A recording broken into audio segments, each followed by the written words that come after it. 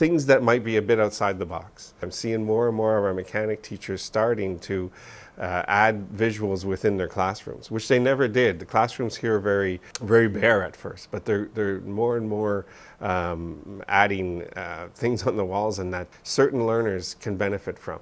And they will use that in industry because I believe that industry is also evolving and are going to allow certain people to do certain things so that their learning style helps them.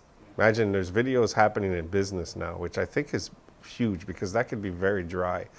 Yet we have teachers now filming themselves, going over, thinking about teaching Excel through a video it's a bit out there, but it really is the way to go. And, what do we do when we want to learn how to, build our IKEA furniture?